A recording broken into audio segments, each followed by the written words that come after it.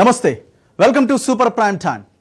మాట మార్చుటలో, యూటర్న్ తీసుకోవడంలో ప్రపంచంలో, దేశంలో ఏ నాయకుడు మన ముఖ్యమంత్రికి మించి రాడు అన్నది చాలా స్పష్టంగా కనిపిస్తోంది. ఎందుకు ఈ మాట అనాల్సి వస్తుందంటే, ఉద్యమ సమయం నుంచి ముఖ్యమంత్రి అయిన దగ్గర నుంచి ప్రతి విషయంలో ఇదే పరిస్థితి. దళితుడే ముఖ్యమంత్రి, మాట మార్చిండు, ఆయనే గద్దె మీద కూస్తున్నాడు. దళితులకు 3 ఎకరాల భూమి, ఇంటికో ఉద్యోగం, 1,00,000 ఉద్యోగాలు, ఈ లెక్కన మనం మాట్లాడుకుంటూ వెళ్తే చివరికి ఇప్పుడు పరిస్థితి ఏ రకంగా తయారైందంటే, మక్కలు వేస్తే మేము కొనం, సన్నవడ్లు మాత్రమే వేయాలి, ఇష్టం వచ్చినట్టుగా మీరు పంట పండిస్తే రైతు బంధు ఇయ్యం, ఇలా రకరకాలుగా మాట్లాడిన ముఖ్యమంత్రి మళ్ళీ ఈ విషయంలో కూడా యూటర్న్ తీసుకున్నట్టు చాలా స్పష్టంగా కనిపిస్తోంది. నియంత్రిత వ్యవసాయం చేయాల్సిందే, రైతు బంధు ఇవ్వమన్న ముఖ్యమంత్రి ఇప్పుడు మాట మార్చారు. మాట మార్చడంతో పాటు, యూటర్న్ తీసుకోవడంతో పాటు గ్రామాల్లో కొనుగోలు కేంద్రాలను ఎత్తేస్తున్నాం అంటున్నారు.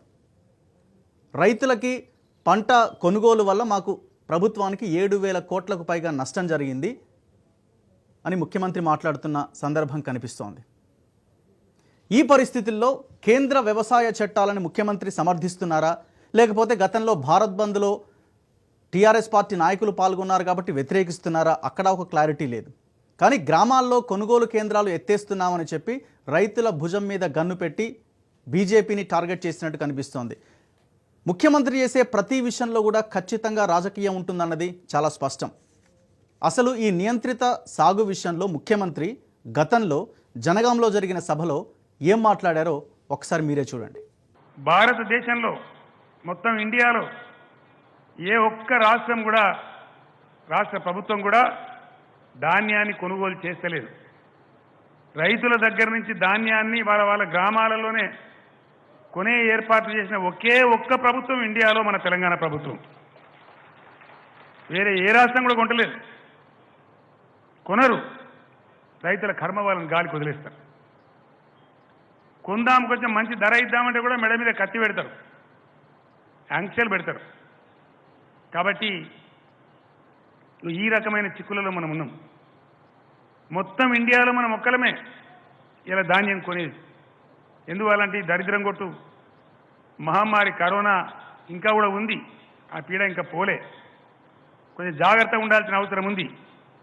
అందువల్ల మార్కెట్ కంపెనీలలో వస్తే ఒకటే దగ్గర జమ అయితే లేని ప్రమాదాలు పెచ్చరిల్లే అవకాశం ఉంటుంది.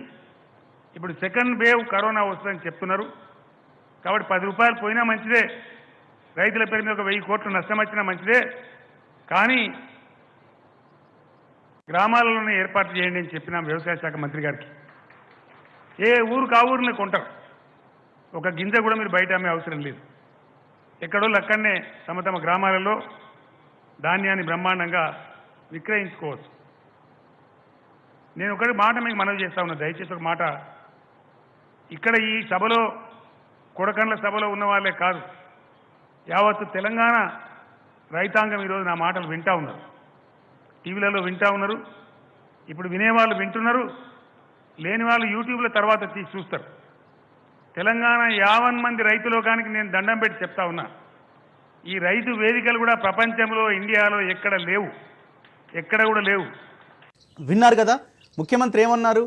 ఎలాంటి ఆంక్షలు లేని వ్యవసాయం అని అన్నారు. కానీ ఎలాంటి ఆంక్షలు విధించారో మనందరికీ తెలిసిందే కదా, నేను ఇంతకుముందు ఇంట్రోలో చెప్పినట్టు. ఒకసారి ముఖ్యమంత్రి తెలంగాణ రైతాంగాన్ని ఎలా బెదిరిస్తున్నారో, ఎలాంటి ఆంక్షలు విధిస్తూ వ్యవసాయం చేయమంటున్నారో ఒక్కసారి బయటలో వినండి. వరి పంట ప్రభుత్వం చెప్పింది వేయకుండా వేరే వేస్తే వాళ్ళకి రైతు బంధు సదుపాయం రాదు. వాళ్ళ కోసమే చేస్తున్న నియంత్రణ ఇది. మేము వరి వేయొద్దని అంటలేము, కానీ ఎవరిష్టం వచ్చినట్టు వాళ్ళు వేస్తే ఏది మార్కెట్లో డిమాండ్ ఉందో ప్రభుత్వం గుర్తించి చెప్తుంది ఇప్పుడు. కాబట్టి దాన్ని వేస్తే మీకే లాభం జరుగుతుంది, హాట్ కేక్ లాగా మీ దీన్ని అమ్ముడుపోతుంది. కాబట్టి దానిలో మీకు ఇబ్బంది ఏమి లేదు. అందువల్ల రైతు బంధు సదుపాయం పొందాలి. ప్రభుత్వం కోరుతున్నది, మేము ఇంతకుముందు మినిస్టర్లకు, కలెక్టర్లకు అందరికీ చెప్పినాం, మీరు నియంత్రిత పద్ధతిలో వ్యవసాయం చేయించి మీ జిల్లాలో ఒక్క రైతు కూడా రైతు బంధు పథకం పొందకుండా ఉండద్దు. ఇది కలెక్టర్ల మధ్య పోటీ. మీరు వాళ్ళకి చెప్పి సంజాయించి ఈ పంటలు వేయించండి, అందరికి కూడా రైతు బంధు ఇప్పించండి అని మేము చెప్తా ఉన్నాం. అదే ప్రకారం డబ్బు రిలీజ్ చేస్తూ ఉన్నాం. రైతు బంధు కింద వ్యవసాయ శాఖ ఆల్రెడీ 2000 crores రిలీజ్ చేసినాం. కాబట్టి ఈ రిపోర్ట్ తెప్పించుకొనే డబ్బులు ఇస్తాం కాబట్టి ఆ ప్రకారం పోవాలి. అందువల్ల మనకు నష్టం రాకుండా ఉండాలంటే ప్రభుత్వం చాలా ఆలోచించి చెప్తున్నది కాబట్టి మనం ఈ విధంగానే ముందుకు పోదాం. రైతులందరూ ముందుకు రావాలి, సహకారం చేయాలి, దీన్ని సక్సెస్ చేసుకోవాలి. అద్భుతమైన వ్యవసాయ రాష్ట్రంగా తెలంగాణ అవతరిస్తున్నది, ఇంకా అవతరించబోతా ఉంది. కాబట్టి అంతర్జాతీయ మార్కెట్లో పోటీపడి మన ధాన్యం పోవాలి. ఇదే అంశం పైన బండి సంజయ్ తెలంగాణ రాష్ట్ర బీజేపీ అధ్యక్షుడు కూడా చాలా తీవ్రంగా స్పందించారు. ఒక్కసారి బండి సంజయ్ ఏమన్నారో చూద్దాం. అద్భుతాలు సృష్టించడానికే కావాల్సిన ముఖ్యమంత్రి అయినా అన్నాడు పాపం. ఆయన నిజంగా అద్భుతం మాత్రం బ్రహ్మాండంగా సృష్టిస్తాడు. పూర్తిగా యూరియా ఇస్తాడు, ఫ్రీ ఇస్తాడు, అద్భుతాలు సృష్టించాడు. అడ్రస్ కూడా పత్తలేకుండా పోయాడు. మళ్ళీ ఏంటంటే అది సాధ్యమా అన్నాడు, యూటర్న్ తీసుకున్నాడు. కరోనా ఎక్కడిదే అని చెప్పన్నాడు. మా ఎమ్మెల్యేలు నేను మాస్కులు లేకుండా శానిటైజర్ లేకుండా చెట్ల పొట్టి గుట్టల పొట్టి తిరుగుతామన్నాడు. ఇప్పుడు తిరగాల రాష్ట్ర ముఖ్యమంత్రి, ఎందుకు తిరగలేదు మరి? మళ్ళీ ఆయనే మాస్క్ పెట్టి ఫోటో పెట్టుకుని అన్ని ఓడిసి పెట్టుకోండి, మాస్క్ పెట్టుకొని పారాసిటమాల్ వేసుకుంటే సరిపోతుంది అన్నాడు. మళ్ళీ యూటర్న్ తీసుకున్నాడు. మాస్కులు పెట్టుకోవాలి, శానిటైజర్ వాడాలి, ట్రీట్మెంట్ చేసుకోవాలి, జాగ్రత్తలు వహించాలని చెప్పి మళ్ళీ యూటర్న్ తీసుకున్నాడు. ఇలా రిజిస్ట్రేషన్ల విషయంలో తెలుసు మనకు, ప్రభుత్వ ఆదాయానికి తనే గడ్డి కొట్టుకున్నాడు. ఎందుకు కొత్త విధానం ప్రవేశపెట్టిండు, ఎందుకు యూటర్న్స్ కూడా అర్థం కాలేదు ఇంతవరకు. దానికి కారణం ఇంతవరకు చెప్తున్నాడు. మేము మొత్తుకున్నాం, ఇది తప్పు సార్, ఇది తప్పండి, తప్పు, ప్రజలు ఇబ్బంది పడుతున్నారు, నేను మొత్తుకున్నా కూడా కనీసం వినవాలే. మళ్ళీ తిరిగి పాత పద్ధతి అంటున్నాడు, మళ్ళీ యూటర్న్ తీసుకున్నాడు. వ్యవసాయ చట్టం విషయంలో, వ్యవసాయ బిల్లు విషయంలో కూడా అనేక సందర్భాల్లో విజ్ఞప్తి చేసినాం, పెడచెవడా పెట్టిండు, మళ్ళీ యూటర్న్ తీసుకున్నాడు.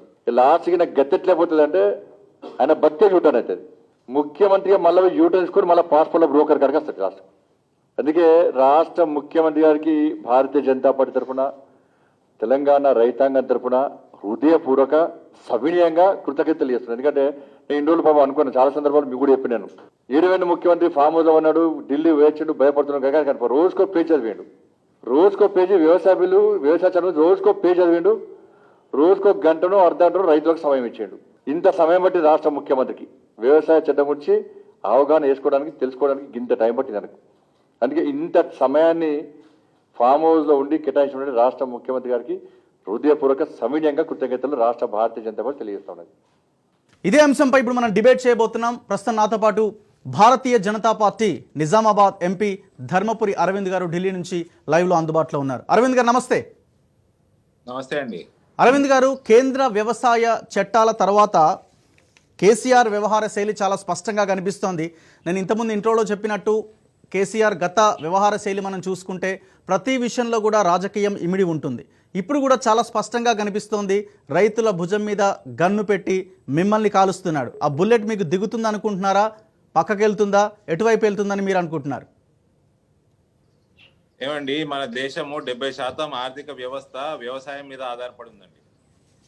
ఇవాళ వ్యవసాయంలో నూతన చట్టాలు తీసుకొచ్చి రైతుకి అమ్ముకోవడానికి సౌకర్యాలు పెంచారు మోదీ గారు తెచ్చిన కొత్త చట్టాలు. దానివల్ల ప్రభుత్వంకే కాకుండా ప్రైవేట్ రంగానికి కూడా అమ్ముకునే వ్యవస్థని ఏర్పాటు చేయబోతా ఉన్నారు. అటువంటి టైంలో మేము గవర్నమెంట్ కొనము అనటము ఇది నిజంగా కూడా హాస్యాస్పదంగా ఉంది. ముఖ్యమంత్రి గారు ఇంకా వ్యవసాయ రంగంలో ఉత్పత్తుల్ని కొనకపోతే మరి ఆయన రాజీనామా చేసుకొని ఆయన పార్టీని కూడా మూసేసుకోవచ్చు. వ్యవసాయాన్ని పట్టించుకోనోడు ఇంకా దానికి రాజకీయంలో ఉండడము భారతదేశంలో అనవసరము. ఇంకో విషయము, ఇది నూతన చట్టాల వల్లనో మొన్న ఒక 2 వారాల క్రితం భారత్ బంద్ కి ఇదే కేసీఆర్ గారు ఈ చట్టాలకి వ్యతిరేకంగా భారత్ బంద్ కి సపోర్ట్ ఇచ్చారు.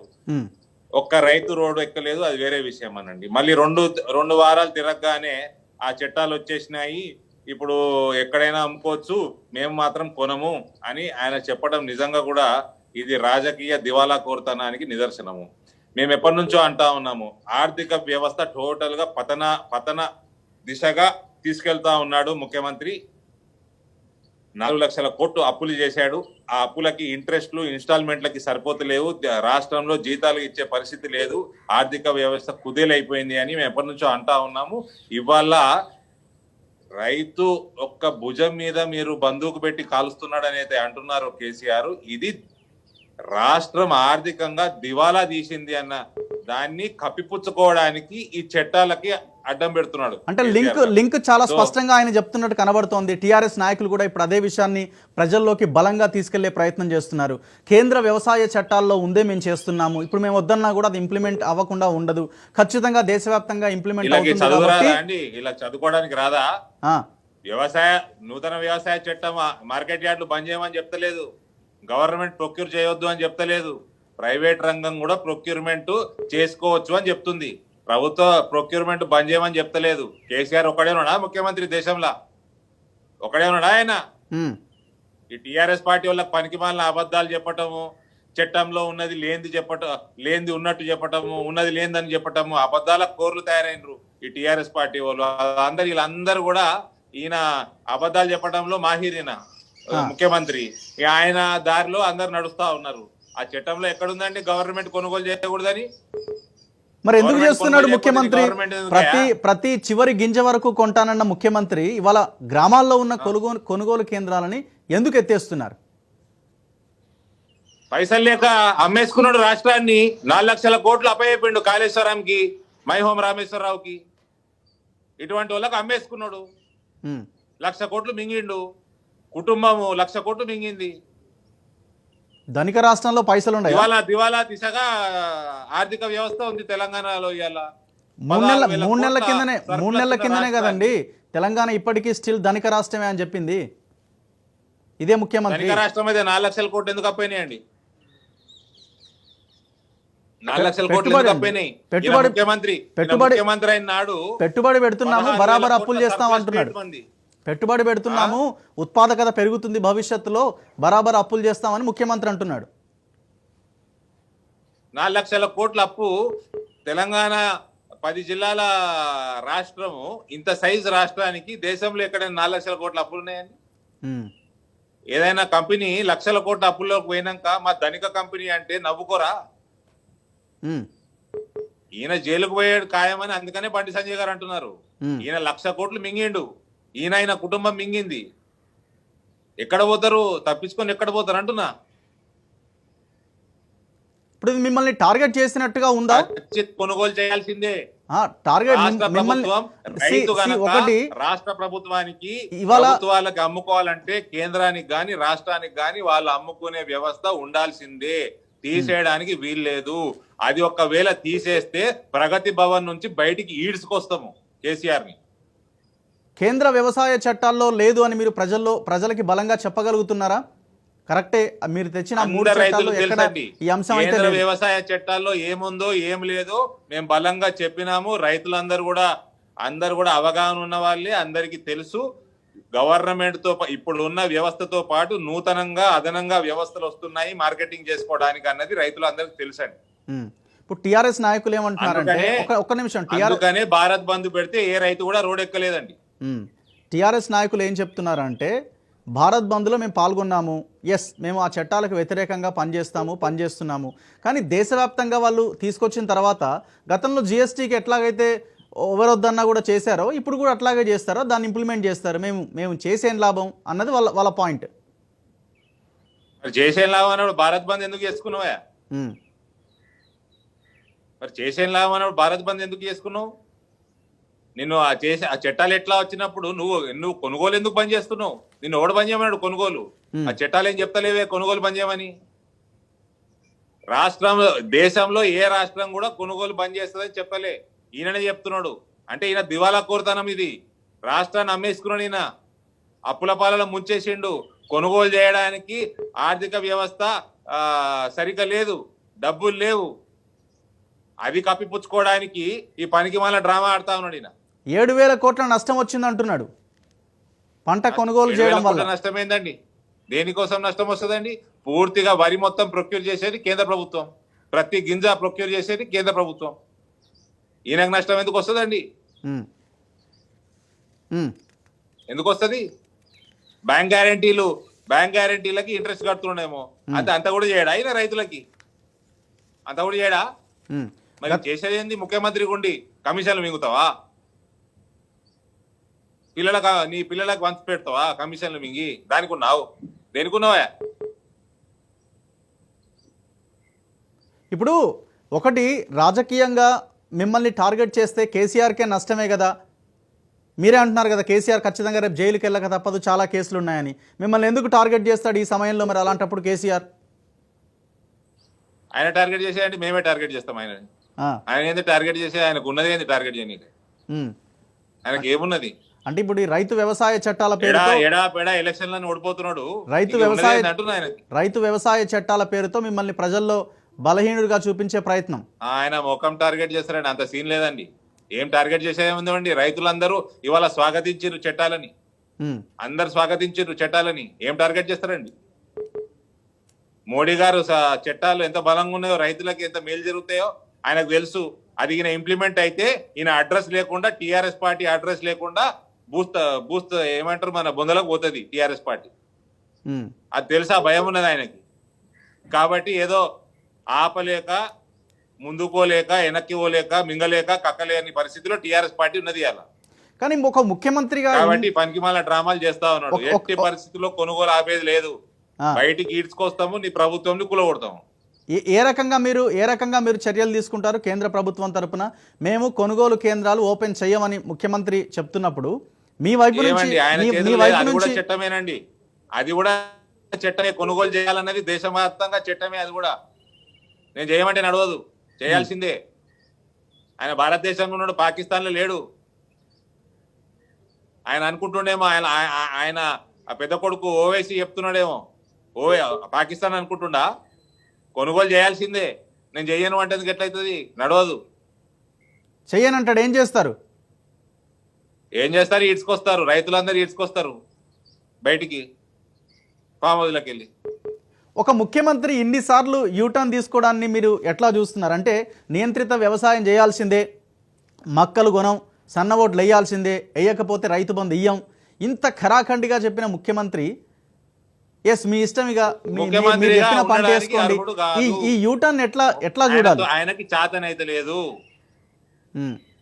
చాతనైతే లేదు. రాష్ట్రాన్ని అప్పుల పాలలో ముంచేసిండు. కుటుంబాన్ని మేపడానికి రాష్ట్రాన్ని అప్పుల పాలు చేసిండు.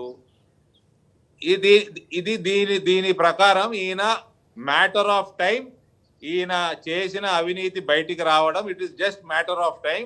వచ్చిన రోజు ఈయనకి జైలు కూడు తప్పదు, చిప్పకూడు తప్పదు. ఇప్పుడు ఢిల్లీకి వెళ్ళొచ్చిన తర్వాత 15 రోజులు ఫామ్ హౌస్లోనే ఉన్నారు. చాలామంది అడిగారు ఎక్కడున్నారు ముఖ్యమంత్రి, వేర్ ఈజ్ కేసీఆర్ అని. నవ్వుతున్నారు ఎందుకు?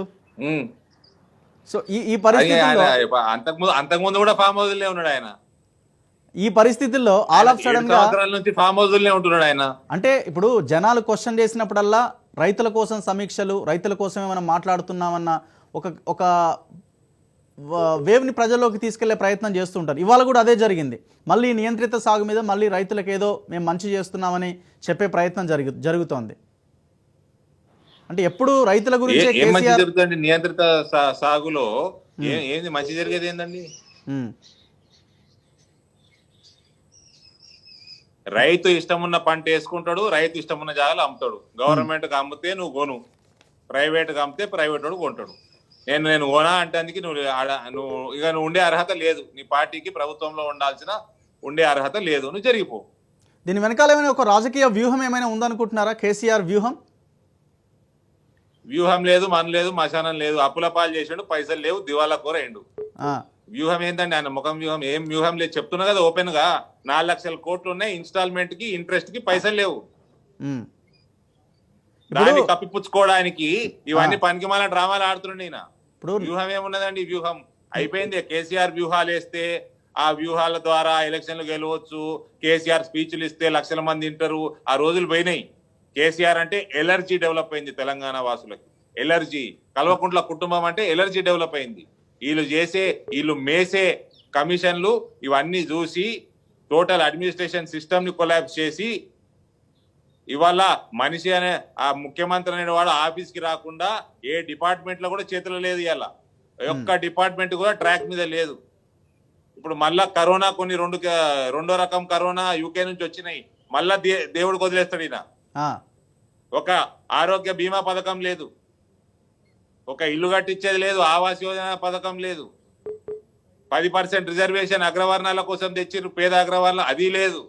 ఇలా రైతుల్ని కొనుగోలు చేయ అంటున్నాడు. ఇప్పుడు మిమ్మల్ని కూడా ప్రశ్నిస్తున్నారు కదా, గతంలో జనగాంలో జరిగిన సభలో మీరు చూశారు కదా, కేంద్ర ప్రభుత్వం సన్న బియ్యం అయినా దొడ్డు బియ్యం అయినా ఒకే రేటుకు కొనాల్సిందే 1888 రూపాయలకి. సో ఈ రకంగా కేంద్రం మనల్ని నియంత్రించే ప్రయత్నం చేస్తుంది. ఇది ఎఫ్సిఐ ఆర్డర్ అంటూ ఒక లెటర్ని కూడా చూపించారు ముఖ్యమంత్రి. అది తప్పు, ఆ లెటర్ తప్పు, అది అబద్ధం. లెటర్ బహిరంగంగా ఓపెన్ చేయమని చెప్పండి, చూస్తా నేను. నూతన వ్యవసాయ చట్టంలో బోనస్ ఇచ్చిన, ప్రీమియం ఇచ్చిన రైతుకి ప్రైవేట్ ప్లాట్ఫామ్ అయినా, ఆన్లైన్ ప్లాట్ఫామ్ అయినా, ప్రైవేట్ మార్కెట్ యార్డ్ అయినా, గవర్నమెంట్ మార్కెట్ యార్డ్ అయినా ఎక్కడైనా ఇయ్యొచ్చు, రైతుకి డైరెక్ట్ గా ఇయ్యొచ్చు అని చట్టంలో ఉంది. ఆ లెటర్ చూపెట్టమనండి బయట, అది ఇష్యూ చేయడు లెటరు, బహిరంగంగా ఓపెన్ చేయమనండి లెటరు. అబద్ధాలండి, అన్ని అబద్ధాలు, పచ్చ అబద్ధాలు. ఏదో చేతిలో కాగితం పడతాడు, యాక్టింగ్. మహానటుడు తయారైపోయిండ్రు వీళ్ళందరూ, మహానటుడు అయిపోయారు కల్వకుట్లంతా. మీడియా ముందుకు ఎందుకు రావట్లేదు సార్ వీళ్ళంతా? అంటే నియంత్రిత వ్యవసాయం అన్నప్పుడు మీడియా ముందుకు వచ్చి మాట్లాడిన ముఖ్యమంత్రి కేటీఆర్ కావచ్చు, మిగతా నాయకులంతా ఇప్పుడు ఎందుకు మీడియా ముందుకు రావట్లే? దొంగ మొహమోలండి, దొంగలు. ఆ లెటర్ చూపెట్టి బహిరంగంగా ఓపెన్ చేయమనండి, ఆ లెటర్ చూస్తా నేను. ఓపెన్ గా చెప్తున్నా కదా, బహిరంగంగా రిలీజ్ చేయమనండి ఆ లెటర్. ఎఫ్సిఐ రాసింది, అందులో తేలిపోతుంది ఏముందో. అందులో ఏదో లెటర్ కాగితం పట్టుకుంటారు, ఏదో చెప్తా ఉంటారు. అందులో ఉన్నది ఒకటి, వీళ్ళు చెప్పేది ఒకటి. సరే, ఇప్పుడు ఆయన చెప్పిన లెక్క ప్రకారం చూసినా 1888 రూపాయలు సన్న వడ్లకు ఇచ్చిన పరిస్థితి రాష్ట్రంలో ఎక్కడా లేదు. అదే జనగామలో 100-150 ఇస్తాము మద్దతు ధర అన్న ముఖ్యమంత్రి ఎక్కడ ఇంప్లిమెంట్ చేసిన సందర్భం కూడా లేదు. సన్న వరి 1888 రూపాయలు కేంద్రం నిర్ణయించింది, 20 రూపాయలు ఏమో తక్కువ దొడ్డు వరికి కేటాయించింది, అంతే కదండి? అది కేటాయించింది, అది ఎంఎస్పి. రైతు ఇష్టం, దొడ్డు తీసుకుంటాడా సన్న తీసుకుంటాడా రైతు ఇష్టం. ఈయన పోయేసి ఎవడు నరుకుమన్నాడు ఈయనని, జనగావంలో ఎక్కడనో ఎవడు నరుకుమన్నాడు, నేను నరుకుడు పోషెట్టిని ఎందుకు నరికిండు? 200 ఎక్కువిస్తా అని. ఆ 200 ఎక్కువిస్తా అన్నందుకు రైతులు సన్న వరికి పోయిండ్రు. ఆ వరికి బీమార్లు వచ్చినాయి, దిగుబడి తక్కువ, పెట్టుబడి ఎక్కువ, రోగాలు ఎక్కువ, నష్టపోయిండ్రు. 1/3 పంట నాశనం అయింది, 2/3 చేతికొచ్చింది. నేను ప్రొక్యూర్ చేయను, 200 ఇయ్యను అంటే బయటికి లాక్కొచ్చి చెంప మీద చెల్లు అనిపించాలి రైతులు. నేను ఓడనమన్నాడా 200 ఎక్కువిస్తా అని? వాళ్ళు ఇష్టమున్న వరి వేసుకుందరు. మోదీ గారు రేట్ నిర్ణయం చేసిండు, ఆయన ఇస్తుండే. నీకేంది, నిన్ను ఓడనమన్నాడు, మట్టి కోల్పోయి అన్నావా? ఇప్పుడు నష్టపోయిన రైతుల పరిస్థితి ఏంటి సార్? ఎవరు దానికి బాధ్యత వహించాలి? నియంత్రిత సాగన్నం సన్న బియ్యం వేస్తేనే రైతు బంధు అన్నాం, సరే వేసిర్రు, రైతుల సాగుకు వచ్చింది, రైతులకు సున్నం పెట్టి అయిపోయింది. ఇవాళ ఫామ్ హౌస్ లో ఉన్న ముఖ్యమంత్రి మళ్ళీ సమీక్ష చేసి మీ ఇష్టం అని చెప్పాడు. దీనికి బాధ్యత ఎవరిది? రైతులు నష్టపోవాలా? రైతులు చచ్చిపోవాలా? ఈయనదే బాధ్యత, ఇంకోటిది బాధ్యత చేయమన్నదే ఈయన, ఇంకోటిది బాధ్యత. 100% బాధ్యత ఈయనదే. పంట బీమా పథకం కూడా పెట్టాడు ఈయన తెలంగాణలో. ఏం రోగమో ఈయనకి, నాకు అర్థం కాదు. మానవతా బీమా పెట్టాడు, పంట బీమా పెట్టాడు. ప్రెస్ నోట్ ఒకసారి రోగం ఏందో అర్థమైతే లేదండి తెలంగాణ వాళ్ళకి. మానవతా దృక్పథంతో మేము పంట కొనుగోలు చేశాము అని అంటున్నారు. అంటే ఎవరికి మానవతా దృక్పథం? ప్రభుత్వంలో ఉన్న వాళ్ళకి మానవతా దృక్పథం ఏంది? సిస్టమ్ జనం సొమ్ము సిస్టమ్ ఉంది, పీడిఎస్ సిస్టమ్ ఉంది, సొమ్ము జనాలే కదా. దృక్పథం ఏందండి? జనాలు ట్యాక్స్ కడితేనే కదా ప్రభుత్వాలు నడిచేవి, జనం సొమ్మే కదా. మానవతా దృక్పథం ఏందండి? ఆయన జేబులోకి వెళ్ళి ఏమన్నా ఫౌండేషన్ నడిపిస్తున్నాడా? ట్యాక్సులు వసూలు చేసుకుంటా, అప్పులు తెచ్చుకుంటా ప్రభుత్వం నడుస్తున్నాడు, మింగుతున్నాడు. మానవతా దృక్పథం ఏందండి? మెహర్బానీ చేస్తుండ అనుకోండి ఏంది? ఏంటి అహంకారం, బాగా అహంకారం ఎక్కువైపోయింది వీళ్ళకి. మీడియా ముందు కూడా వచ్చే అవకాశం లేదా? ఎందుకు వీళ్ళు మాట్లాడరా? జనాలకి సమాధానం చెప్పొచ్చు కదా, మేము ఇది చేస్తాం అది చేస్తామని. మళ్ళీ అది కూడా ఎందుకు చెప్పలేకపోతున్నారు? వస్తాడు ఏదో ఆయన బుద్ధి కొట్టినప్పుడు ఏదో రోజు రాత్రి 10 గంటలకి మీడియా ఒక ప్రెస్ మీట్ పెడతాడు మళ్ళా. ఇప్పుడు రైతు వేదికలు డిస్కస్ చేస్తాయట, రేట్ ఎంత, అవెంత, ఇవెంత, ఎట్లా కొనుగోలు చేయాలి ఏంటి అన్నది. రైతు వేదికలు దాదాపు 2600 రైతు వేదికలు కడుతున్నాం, 95% ఆల్మోస్ట్ కంప్లీట్ అయ్యాయి. ఈ రైతు వేదికలే భవిష్యత్తును నిర్దేశిస్తాయని చెప్తున్నారు. ఎవరైనా నూతన వ్యవసాయ చట్టం ప్రకారం రిజిస్టర్ చేసుకొని అమ్ముకోవచ్చు, కొనుక్కోవచ్చు, ట్రేడింగ్ చేయొచ్చు. ఆ ప్రకారంగా ఎవరు చేసినా చేసుకోవచ్చు. రైతు ఇష్టం ఉన్న జాగాలు అమ్ముతాడు. బయట ప్రైవేట్ మార్కెట్ యార్డ్లో అమ్మదలుచుకోకపోతే గవర్నమెంట్ మార్కెట్ యార్డ్లో అమ్ముతాడు. నువ్వు గవర్నమెంట్ మార్కెట్ యార్డ్ పెట్టు, అంతే, సింపుల్.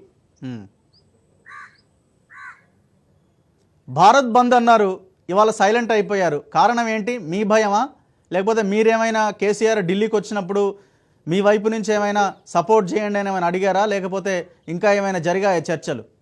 ఎందుకు సైలెంట్ అయ్యారు? జరిగేదంతా హైదరాబాద్ ఎలక్షన్లోనే జరిగినాయి కదా, ఢిల్లీలో ఎందుకు జరిగేది? ఓపెన్ గానే చేసినాం, కొట్లాడినాము, ఓడగొట్టినాము, ఇంకేం చేస్తారండి? మరి భారత్ బంద్ అన్న ఆయన ఎట్లా భారతీయ సైలెంట్ జనతా అయిపోయింది? పార్టీ తెలంగాణలో భారతీయ జనతా పార్టీ ప్రభుత్వంలోకి రావాలి అనే నిర్ణయము మా కేంద్ర నాయకత్వంలో అయిపోయింది. ఎలక్షన్లు వచ్చినప్పుడు తప్పకుండా కష్టపడతాము, ప్రజల్ని నమ్మిస్తాము, బ్రహ్మాండమైన మేనిఫెస్టో పెడతాము, ఎలక్షన్లు గెలుస్తాము, ప్రభుత్వం ఏర్పాటు చేస్తాము. ఓపెన్ గానే చేస్తాము. మేమేం క్లోజ్ డోర్ లో రాలే. మేమేమి కేసీఆర్ ఒక్కడిని కూర్చోబెట్టుకొని మా నాయకులే మాట్లాడరు. ఆయన అపాయింట్మెంట్ అడిగిండ్రు, ఇల్లు ఇచ్చారు, అంతే. ఢిల్లీకి వెళ్ళొచ్చిన తర్వాత సైలెంట్ అయిపోయింది కదా, ఏదో జరిగిందని. అంతకుముందే జరిగిందండి, హైదరాబాద్ లోనే జరిగింది. ఢిల్లీకి వచ్చి మరి సాష్టాంగం పెట్టిండా, ఏం పెట్టిండా నాకు లేదు లేదు, హైదరాబాద్ లో ఉన్నప్పుడు గజగజ వణికిస్తా అన్నాడు సార్. హైదరాబాద్ లో ఉన్నప్పుడు గజగజ వణికిస్తా అన్నాడు. ఢిల్లీ నుంచి మళ్ళీ హైదరాబాద్కి వచ్చాక సైలెంట్ అయ్యాడు. ఈ ఢిల్లీ సలీలా కూడా చెమటలు వస్తున్నాయి మాకు. కేసీఆర్ అంటే అంత భయం అయిపోతుంది. ఏం జరిగింది ఢిల్లీలో అన్నది నాకు కావాలి. అనుకుతున్నా కదా, ఢిల్లీలో ఏం జరిగింది అన్నది కావాలి. ఏం జరుగుతుందండి? ఏం జరిగినా ఓపెన్ గానే జరుగుతుంది బీజేపీ తరఫున. ఆయన వచ్చి సాష్టాంగం పెట్టుకుంటే నాకు తెలియదు, కానీ మా నాయకులు మాత్రం తెలంగాణలో బీజేపీ సర్కార్ ఏర్పాటు చేయాల్సిందే అన్న నిర్ణయానికి వచ్చేసిరండి. వ్యవసాయ చట్టాలకు అనుమతి ఓకే చెప్పండి అని మీరేమైనా రిక్వెస్ట్ చేశారా కేసీఆర్ని? ఇప్పుడు చేతులు జోడించి రిక్వెస్ట్ చేస్తున్నా, దయచేసి కొనుగోలు కేంద్రాలు ఎట్లున్నాయో యథావిధిగా నడవాలి, రైతు చట్టాలని ఇంప్లిమెంట్ చెయ్యాలి, అడ్డం బడకు. కేంద్రం, ప్రైవేట్ రంగం, ప్రైవేట్ మార్కెట్ యార్డులు, ఆన్లైన్ ట్రేడింగ్ చేసే ప్లాట్ఫామ్స్ ని ఏర్పాటు ఎవ్వరు అయినా లైసెన్సులు తీసుకొని చేసుకోవచ్చు. రైతు ఇష్టం ఉన్నట్టు జాగాలో అమ్ముతాడు. నువ్వు దయచేసి ఎక్కువ బుర్ర పెట్టకు. ఉన్న ఏదైతే విధానం ఉందో ప్రొక్యూర్మెంట్, రైతు అమ్ముకోవాలంటే ఆ విధానంలో అమ్ముకునేటట్టు నువ్వు ఏమి మార్పులు తేకు. నువ్వు గమ్మున ఫామ్ హౌస్లనే ఉండు, నువ్వు ఏం చేయకుండా నడుస్తుంది. 3 సంవత్సరాలు ఉంది సార్, మీరు సైలెంట్ గా ఉండండి, ఫామ్ హౌస్ లోనే ఉండండి అని మీరు ఆర్డర్ ఇస్తే 200 ఇస్తా అని అందరిని సన్నవారి వేపించేసి ఇవాళ 200 ఇయ్యక, రూపాయి ఇయ్యక వాళ్ళని ఆత్మహత్య చేసుకునే స్థాయికి తీసుకుపోకు. నువ్వు గమ్మున ఫామ్ హౌస్ లో వండినా నడుస్తుంది, మాత్రం ఉల్టా పనులు చేయకిట్లా పాగల పనులు. అట్లా ఎట్లా అవుతుంది సార్? అరవింద్ గారు ఆయన ఫామ్ హౌస్ లోనే ఉండమని చెప్తే ఎట్లా? 3 సంవత్సరాలు ఉందండి, ఇంకా 3 సంవత్సరాల పరిపాలన ఉంది. మీరు అలాంటి సలహాలు ఇస్తే ఎట్లా? చేస్తే మంచిదేనండి, చేస్తే పరిపాలన చేస్తే మంచి పని చేస్తే మంచిదే, మేము అంటున్నాం కదా. కానీ చెయ్యడు కదా, ఉల్టా పనులు చేస్తా ఉన్నాడు. కేటీఆర్ ని ముఖ్యమంత్రిని చేయొచ్చు అంటున్నారు, ఏమైనా జరిగే అవకాశం కనిపిస్తుందా? ఏదో వాళ్ళ తంటాలు వాళ్ళు వరి రైతులు ఏదో వరి వేసుకొని వాళ్ళకి కేంద్రం ఇచ్చే ఎంఎస్పి ధర వాళ్ళకి అమ్మేసుకుందరు. వాళ్ళని ఎందుకు చెడగొట్టిండండి? ఇప్పుడు చెడగొట్టిండు కదా. కేటీఆర్ ని సీఎం చేస్తాడని అంటున్నారు మార్చి వరకు, నిజం ఏమైనా? అదే దాంట్లో పెద్ద ఏమున్నది, ఆ కేసీఆర్ అయినాక కేటీఆర్, కేటీఆర్ అయినాక కేటీఆర్ పిల్లలు, టీఆర్ఎస్ పార్టీలో గింతే ఉంటది. దాంట్లో ఆశ్చర్యం ఏమున్నది, సస్పెన్స్ ఏమున్నది, అదంతా తెలిసిన విషయమే. ఇంకేముంటది? ఆ కేటీఆర్, కవిత గారు, మన హరీష్ రావు, వాళ్ళందరి మధ్యలో, సంతోషరావు మధ్యలో కొట్లాటలు ఉంటూనే ఉంటాయి. నేను ముఖ్యమంత్రి అవుతా అని ఇవన్నీ నడుస్తూనే ఉంటాయి. ఇదో కుటుంబ పాలన. వీళ్ళందరూ ఒకళ్ళకొకళ్ళు లయబిలిటీ, ఇలా 5గురు కలిసి రాష్ట్రానికి లయబిలిటీ. ఇంకేమైనా అద్భుతాలు జరుగుతాయేమో ఒకవేళ చేస్తే. అయితే డైనమిక్ లీడర్ అంటున్నారు కదా, ఎవరు డైనమిక్? కేటీఆర్. చూసినాం కదా డైనమిజం, జిహెచ్ఎంసీ ఎలక్షన్ లో చూసినాం కదా. 99కి వెళ్ళి 50కి వచ్చింది. సింగిల్ లార్జెస్ట్ పార్టీ అదే వచ్చింది. సగం సీట్లు తగ్గిపోయినాయి. అదే డైనమిజం. రేపు ఆయన ముఖ్యమంత్రి అయినాక డైనమైట్ వెళ్తుంది, ఉన్నది ఊసిపోతుంది. భారతీయ జనతా పార్టీ సర్కార్ తెలంగాణలో వస్తుంది, గంతే. ఎట్లా వస్తుంది అనుకుంటున్నారు? హైదరాబాద్ లో గెలిస్తే అయిపోద్దా అంటున్నారు. ఎట్లా వస్తుంది? గెలిచి చూపెడతామండి. హైదరాబాద్ లో గెలిస్తే అయిపోద్దా అంటున్నారు.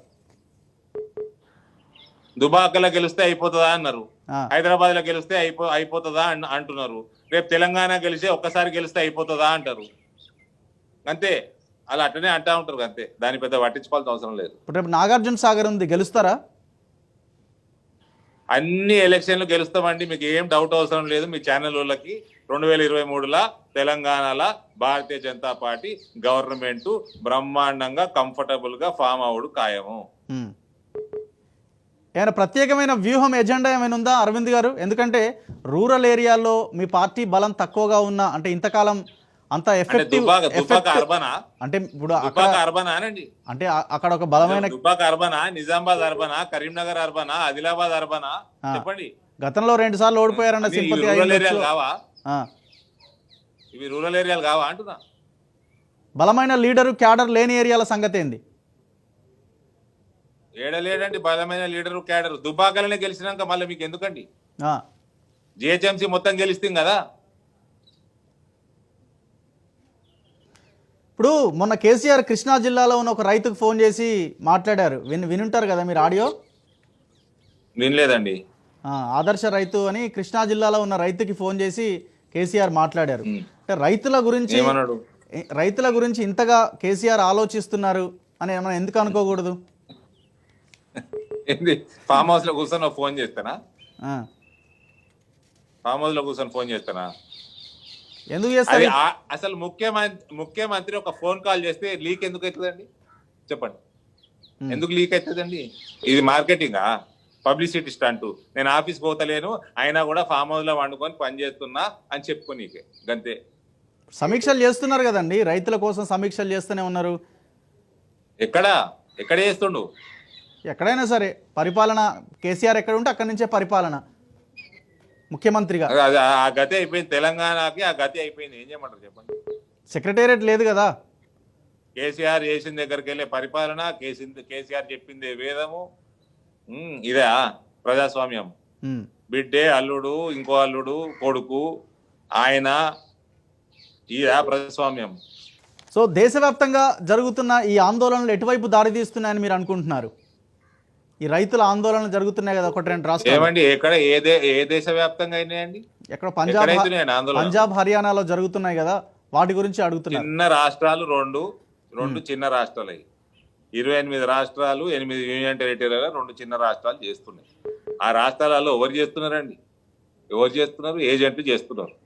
దానికి పనికిమాలిన యూత్ కాంగ్రెస్ వాళ్ళు వీళ్ళందరూ జమైన్ రా, యాంటీ సోషల్ ఎలిమెంట్స్ జమైన్ అయ్యారు.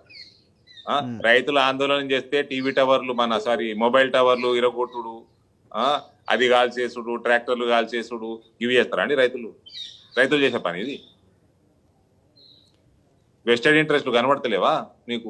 దేశవ్యాప్తంగా అంటున్నారండి, మీకు ఏ దేశం కనబడుతుందండి? ఏ రాష్ట్రంలో కనబడుతుందండి రైతు ఉద్యమం? అదే అంటున్నా, 2 రాష్ట్రాల్లో చేస్తున్నారు కదా అంటున్నా. మరి ఆ 2 రాష్ట్రాలు మరి దేశవ్యాప్తంగా అంటారు కదా మీరు. ఇప్పుడు కేసీఆర్ స్టార్ట్ చేస్తారు ఇక్కడ.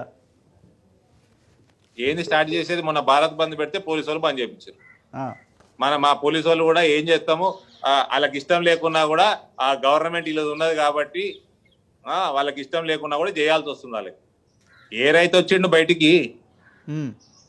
అందరు తిట్టుకుంటా పోలీసు వాళ్ళు జబర్దస్తి బంద్ చేస్తే 2-3 గంటలు బంద్ చేసేది దుకాణాలు, పోలీసు వాళ్ళు బంద్ చేపిస్తున్నారు అంతే. సో ఈ అంశం కేసీఆర్కి ఏం అడ్వాంటేజ్ అయ్యే ఛాన్స్ లేదంటారు? ఏందండి అడ్వాంటేజ్ అయ్యేది?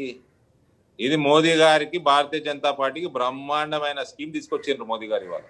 రైతులు మొత్తం భారతీయ జనతా పార్టీ వైపు మొగ్గు చూపుతారు. ఇవి తక్షణమే ఇంప్లిమెంట్ చేయాలి అన్నది భారతీయ జనతా పార్టీ ఎంపీగా కూడా మా డిమాండ్. మా ప్రభుత్వం మీదనే మా డిమాండ్, ఇంప్లిమెంటేషన్ స్పీడ్గా కావాలి. ఇప్పుడు కేసీఆర్ ఈ వ్యవసాయ చట్టాన్ని స్వాగతించినట్ట, వ్యతిరేకించినట్ట? నాకు అయితే అర్థం కాలేదు. మీకేమైనా అర్థమైందా? నాకు అర్థం కాలేదండి. ఆయన పిల్లలకు కూడా అర్థమైందని నేను అనుకోను. అది కేసీఆరే చెప్పాలి. ఇక అంటే బయట నాయకులు ఏమంటున్నారంటే భయపడుతూ స్వాగతించారని కొంతమంది అంటున్నారు. బీజేపీని టార్గెట్ చేయడానికి ఇంకొక రకంగా ఏం లేదండి. ఆయన అంత ఆలోచన చేయడండి. అది ఆయన సాయంత్రం పూట ఏం మాట్లాడతాడో పొద్దున ఇంకోటి మాట్లాడతాడండి. ఆయన పిల్లలకు కూడా ఇది అర్థమైంటది నేను అనుకోనండి. సో ఒకవేళ పంట కొనుగోలు కేంద్రాలు ఓపెన్ చేయకపోతే మీరు చర్యలు తీసుకుంటారంటారు? రైతు ఉద్యమం అప్పుడు చూస్తారు మీరు. ఈ భారత్ బంద్ ఇదంతా బేకార్ ఉద్యమం, అదంతా రైతు ఉద్యమం అప్పుడు చూస్తారు మీరు. ఉమ్. ఇప్పుడు 200 రూపాయలు ఇస్తా అన్నాడు, ఇప్పుడు ఇయ్యలేదు. ఎవరికైనా ఏమైనా అర్థమైందా? ఎందుకన్నాడు ఆయన పిల్లలకు అర్థమైందా? ఆయన పిల్లలు జవాబు చెప్పిండ్రా? మీరు అడిగినరా? మీడియా వాళ్ళు అడిగినరా? కాబోయే ముఖ్యమంత్రిని అడిగినరా? కాబోయే మంత్రి గారిని అడిగినరా? ఆయన కూతురుని అడిగినరా? కాబోయే మంత్రి గారిని మంత్రి పదవి వచ్చినట్టేనా? అడిగినరా మీరు? వాళ్ళన్న అడుగుండ్రి. 200 ఇస్తా అన్నాడు, ఎందుకు వేయలేదు అడుగుండ్రి. Anyway thank you very much Aravind garu. నమస్తే. Thank you very much Dharmapuri Aravind garu. మొత్తానికి ఖచ్చితంగా గ్రామాల్లో పంట కొనుగోలు కేంద్రాలు ఓపెన్ చేయకపోతే కేసీఆర్ తన నిర్ణయాన్ని కట్టుబడి ఉంటే మాత్రం పెద్ద ఎత్తున రైతు ఉద్యమాన్ని తెలంగాణ రాష్ట్రంలో చూపిస్తాం, రైతులే చేస్తారని ధర్మపురి అరవింద్ అని అంటున్నారు. కేసీఆర్ పూర్తిగా యూటర్న్ ముఖ్యమంత్రిగా మారిపోయారు. ఒకవేళ ఇదే రకంగా కొనసాగితే ప్రగతి భవన్ నుంచి అవసరమైతే బయటికి ఈడుస్తామంటున్నారు. ఇది ఇవాల్టి సూపర్ ప్రైమ్ టైం. చూస్తూనే ఉండండి రాజ్ న్యూస్.